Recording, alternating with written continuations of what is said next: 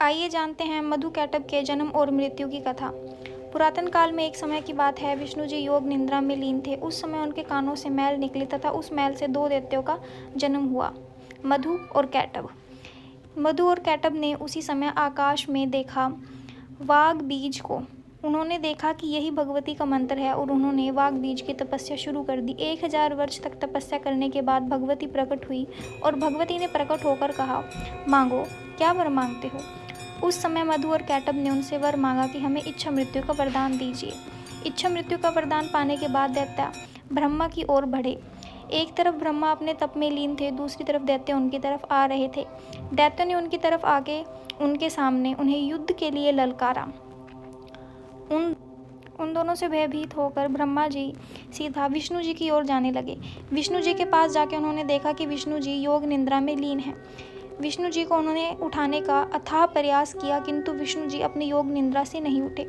फिर अंततः उन्होंने निर्णय लिया कि वे योग निद्रा देवी की स्तुति करेंगे। योग निद्रा देवी की स्तुति करके उन्होंने योग निद्रा देवी को प्रसन्न किया तथा उनको विष्णु जी के शरीर से बाहर निकाला। जैसे ही योग निद्रा देवी विष्णु जी के शरीर से बाहर निकली, तभी विष्णु जी उठे। उठने के बाद उन्होंने ब्रह्मा जी से पूछा कि क्यों परेशान हो। उसके बाद ब्रह्मा जी ने उन्हें सारा का सारा वृतांत बता दिया कि किस प्रकार मधु कैटभ नाम के दैत्य ने उनको युद्ध के लिए ललकारा है। इस हालत में ब्रह्मा जी को देखकर विष्णु जी ने युद्ध का निर्णय लिया और मधु कैटभ के साथ 5000 वर्ष तक युद्ध करते रहे। एक समय में मधु के साथ, फिर कुछ समय बाद मधु विश्राम करता और कैटभ के साथ। इस प्रकार एक एक करके दोनों दैत्यों के साथ विष्णु जी ने पूरे 5000 वर्ष तक युद्ध किया।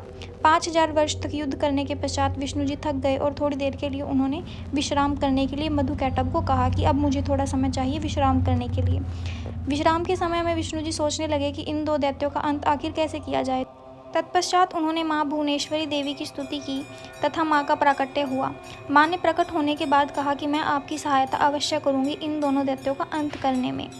इस प्रकार माँ दोनों दैत्यों के पास जाती है और उन्हें मोहित करती है और मोहित करने के बाद बोलती है कि तुम इतने पराक्रमी हो, शूरवीर हो, मांगो, क्या वर मांगते हो। तो दोनों दैत्य बोलते हैं कि देवी, आप जो भी वर हमें देना चाहती हैं वो दे दीजिए। तत्क्षण वहाँ विष्णु जी आ जाते हैं और विष्णु जी आने के बाद बोलते हैं कि आप मेरे हाथों मर जाइए।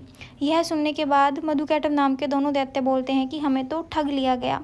इस प्रकार दोनों दैत्य बोलते हैं कि आप हमें जल में नहीं मार सकते हैं, तो आप बताइए अब आप हमें कैसे मारेंगे। थोड़े ही समय बाद विष्णु जी उन्हें अपनी जांघ पर लेटा के पूरे के पूरे जल से बाहर लेकर आ जाते हैं तथा अपनी जांघ के ऊपर मधु और कैटभ दोनों दैत्यों का अंत कर देते हैं।